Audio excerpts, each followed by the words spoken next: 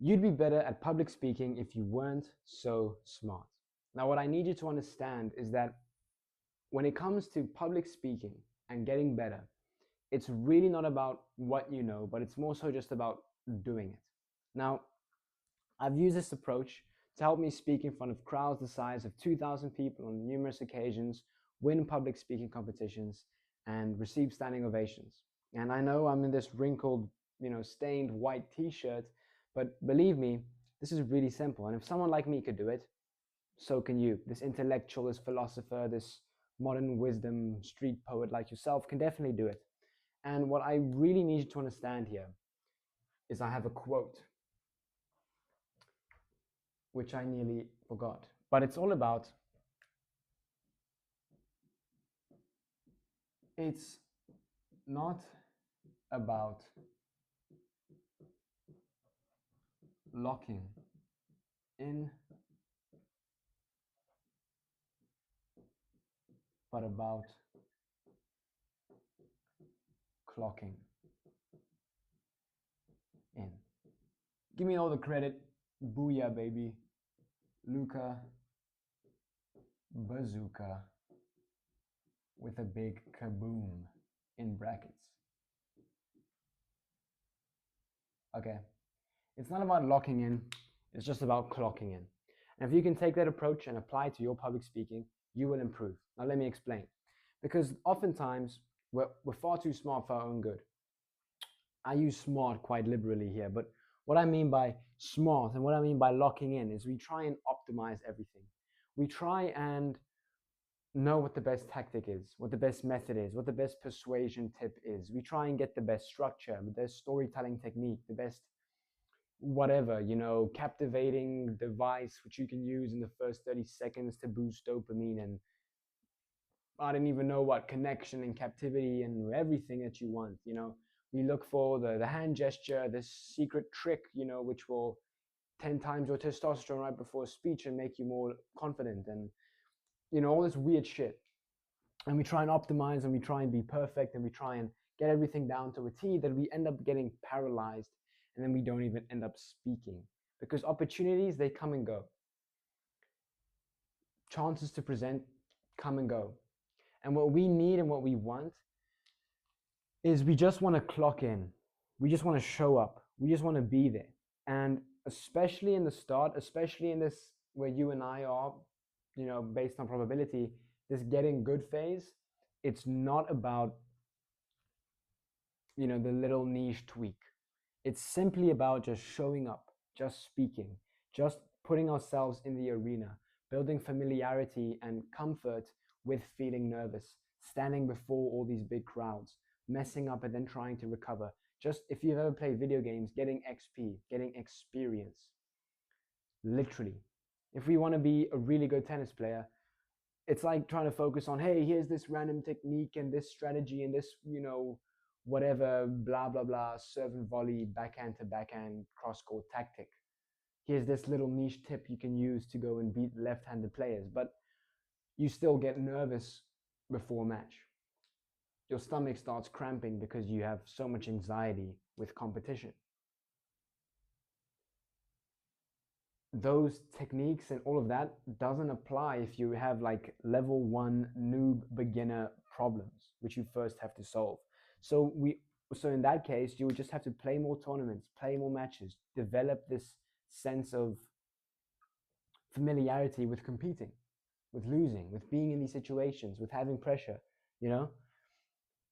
Same for public speaking. You have to clock in, all right? Literally just clock in. And I don't want you to confuse this with me trying to say that we don't want to get better. We don't want to improve. We don't want to optimize. We don't want to learn. We don't want to deepen and develop our understanding. We don't want, rhetorical devices. We don't want Roman rhetoric. We don't want to learn storytelling. That's not what I'm saying. But there's a very thin line between almost analysis paralysis or just this information overload, which is ultimately holding us back. That's more common than we're so good and we're getting so many reps in that we're just not optimizing our reps. That first problem is way more common than the latter. We're probably not getting enough reps in. We're not clocking in enough. We're not getting up on time. We're not showing up to work on time. We're not just showing up. And so what I want you to do is to understand that you would be a much better public speaker. You would develop far more, get more confident, get more comfortable, get more eloquent and charming and captivating and everything you want if you just dumb yourself down a bit. Dumb the playing terms, the playing field down a notch. Next time an opportunity presents itself for you to speak, raise up your hand and volunteer. Sign up for Toastmasters. Why? Because, right? I need you to have this almost caveman mustache, guy in swimming costume and a floral Hawaiian t-shirt and Birkenstocks, sandals. You need that kind of loose approach. Like, who wants to speak? Me? Why? Just simply just clock in. Just have this mantra in your head. Just get reps in. Just clock in. Just show up. Just write speeches, even if they're not good. Just record yourself saying it. Just put yourself in positions to speak. Just sign up to Toastmasters. Just join the public speaking club or the society, or sign up for TED Talks and listen to the people speak there. So you can just, build this immersion to the art of public speaking. Just keep clocking in. Ignore all the optimization.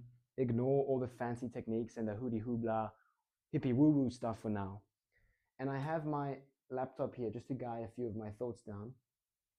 I just want to make sure I'm not missing anything. If you were a little dumber, simpler, and more common, just raise your hand to opportunities more. Just put yourself out there. Road speeches, FFS. Put yourself in the arena because IDK, shoulder shrug. You literally just have to keep putting yourself out there. Just clock in. Just increase your immersion to this field of public speaking. Just keep showing up. Keep putting yourself in the arena to speak. And when it comes to theory and learning, and I want to say locking in and optimizing, let me break it down to you, bro. Or big sis. Oopsies. There's not a whole lot of things that we actually have to learn here.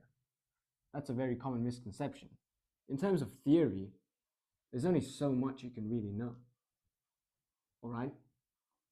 The thing with my YouTube videos is I've spoken about theory in about 10 to 15, maybe 20 of my videos. But now, ideas are kind of drying up, and that's simply just because in terms of the theory part, there's only so much you can really say and so much you can really, I want to say, understand and apply. But from there, moving forward, what you have to do is you have to go and put yourself out there. You have to go and practice and be in the actual process of speaking to get better. There's so much more that can be learned standing in front of a crowd of 1,000 people, feeling those nerves, feeling that pressure, feeling 2,000 eyeballs on you, feeling the spotlight, the limelight, the whatever light on you, being blinded by the light. You learn far more from that than 1,000 podcasts on how to boost confidence. Does that make sense? So I'll just quickly give you the cycle of speaking, or at least getting good. So there's 3 phases to it. There's theory, and then you actually have to go and practice and speak, right? And then we review it, and you go and repeat this process. And if you can just keep doing this cycle as many times as you can, just keep clocking in, just keep performing this, completing this, you will get better. And if you can just keep doing this, you will get better far more than if you just focus on theory, focus on learning, focus on optimization. Just be a bit dumber and a bit simpler and just keep putting yourself out there. With theory, there's only so much you have to know. It's literally just open your speech off with a story every single time and then learn some Roman rhetoric you can apply to highlight your own points, to make your message clear, to make your own quotes at the end of speeches, to make realizations and transformations at the end of your stories a lot more memorable and quotable, all right, and more captivating. and the like. I have YouTube videos, I have notes on this. I'm not going to talk about it in this video, but that's essentially all the theory you really have to know. Practice. When you go in practice, there's about 4 points you really need to do in terms of, what do I do with my hands? What do I do with the emotion? What do I do with the feeling and the body language and the etc. You literally have to smile. You have to force smiles. So before a speech, you want to be smiling. And I can go into all the whys and why this works, but I'm not going to, because I know it works. I've done all these things. I've started each speech with a story, and I know it works. Roman rhetoric, I know it works. I don't have to go and justify. Smile in your speeches when you speak. It just makes you come across as far more charming, comfortable with the moment, and I want to say charismatic. All right, but really the word is confident, because if typically speakers are these concrete, bland leaders which are always angry, finger pointing, and you come along and now you're the smiling guy, it just shows that, hey, he's actually pretty comfortable with the moment. He really owns this room, doesn't he? He's smiling when typically people are nervous in these kinds of situations. That's why you want to smile. Open torso whenever you open a speech. For example, right in the start of this video, forward movement, 1 step forward, and arms out like this. It's literally that simple. Say, good morning, everyone. I'm Luca, and today I'll be telling you how to speak better. 5 years ago, I'm in grade 3, and I'm going to school that day with one thing on my mind. You see that forward movement, arms out to the side like that, open every single speech off like that. And then people, when they get nervous, adrenaline builds up and they start speaking really fast. So to counteract that, all we have to do is simply just focus on speaking slower. And then also add a pause. If you can build comfort in the silence, delicious. Because when you say important points with Roman rhetoric, and then you give it time to simply diffuse or marinate into your audience, that's powerful. If you can speak slower, it almost creates this presence. It shows that you're just very intentional with the words you're saying. You're choosing the best word available for the moment. Does that make sense? Pausing, speaking slower, it just builds this sense of confidence. This guy owns the room. This guy's not afraid of the moment. This guy is meant to be here. All right, take those 4 things, apply it. And then when you go and review your speech, you can simply just record yourself speaking. This is the quickest way you can keep going through this cycle. But I would say that the best way to actually get good is, well, with real people, real audiences, real emotion, real stakes. And I know here's this little trap door which we're standing on when we go and speak. And when we speak in front of people, it creates a really, really deep dungeon which we can fall to our death almost. But the deeper the dungeon, the greater the heights we can reach. And that's only available through people, right? There has to be some stakes on the line, which you can only really create this elevation if the dungeon's really deep. Does that make sense? So you kind of need people in order to learn the most, in order to make the nerves real, to make the experience real, to really make the lesson which we gain real. And then what you want to look for when you review a speech is, did you break patterns? That's a very important principle when it comes to public speaking, because ultimately the only thing that's going to set us apart, it's going to make us memorable, it's going to establish this doorway for connection, which is going to allow us to connect to people, is essentially being ourselves, just being authentic. And that sounds like fortune cookie advice, but if you can go and deliver a personal story, breaking patterns, in a public speaking competition where everyone has the same speech, trust, speech topic, just the word trust, what can you really say about that? The only way you can differentiate yourself from everyone else is if you have a personal story which is unique to you, authentic to you. And if you're good at it, memorable, captivating, authentic, relatable. Does that make sense? So breaking patterns is really important. If I stop saying hi and I say hola, that's breaking patterns. If I always have the same exact go-to line with people, hi, I'm good, thanks, how are you? The next time someone asks me, Luca, how's it going? I'll say, better than you. That breaks patterns. That's a little bit out of the ordinary. And what it does, it wakes people up from the matrix state, which they're always in, and they lean in and they can finally listen because you awoke them from this zombie-like, trance-like state. That's only possible by breaking patterns. If we have to go and label 3 things, here's 3 lessons I want you to remember from this YouTube video. Number 1, learn your theory. Number 2, practice. Number 3, review. You see how I broke a pattern there by labeling the first thing with the middle finger? That's what I mean by breaking patterns. All right. Here's this thing I like to call ... That's personal to you. Have you ever heard of the internal emotion mirrored through external phenomenon? No, you haven't? Well, I made it up 10 seconds ago. But it is essentially ... That's a little personal, funny, quirky thing which is unique to your speech. So we really just want to break patterns here. And sometimes you'll say a joke which you thought was funny. And people will say at the end of it, hey, Luca, that was pretty cringe. Or people might think, hey, that was kind of cringe. And you might agree.